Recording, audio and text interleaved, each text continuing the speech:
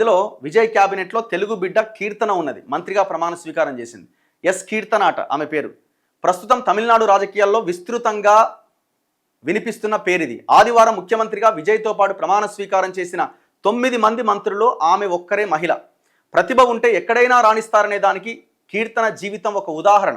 తమిళనాడులోని శివకాశి నియోజకవర్గం నుంచి టీవీకే పార్టీ అభ్యర్థిగా గెలిచి ఇప్పుడు 29 ఏళ్ల పిన్న వయసులోనే ఏకంగా రాష్ట్ర క్యాబినెట్లో మంత్రిగా చోటు దక్కించుకున్న కీర్తన సంపత్ ఆంధ్ర మూలాలు కలిగిన కుటుంబం నుంచి వచ్చిన వారట. కీర్తన పూర్వీకులు ఆంధ్ర నుంచి తమిళనాడుకు వెళ్ళి విరుదునగర్లో సెటిల్ అయ్యారట. గతంలో తెలుగుదేశంతో పాటు పలు రాష్ట్రాల్లోని ఇతర పార్టీలకు ఆమె ఎన్నికల ప్రచార సలహాదారుగా, వ్యూహకర్తగా పనిచేసిందట.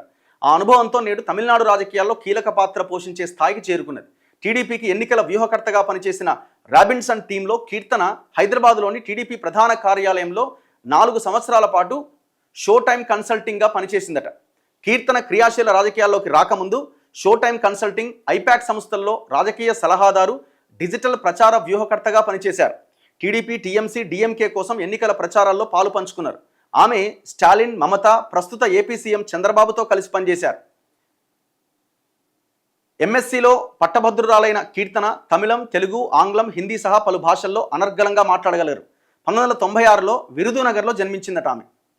సోషల్ మీడియాలో కీర్తనకున్న రాజకీయ పరిజ్ఞానం, ఇంటర్వ్యూ చేసే తీరు, ఎన్నికల వ్యూహంపై ఉన్న పరిజ్ఞానాన్ని మెచ్చి ఆమెకు విజయ్ శివకాశి సీటు కేటాయించారు. గత 7 దశాబ్దాల కాలంలో శివకాశి నుంచి గెలిచిన మొట్టమొదటి మహిళా ఎమ్మెల్యే కీర్తనట. దాదాపు 70 ఏళ్ళుగా అక్కడ వేరే ఎవ్వరూ గెలవలేదట. ఫస్ట్ మహిళ అట.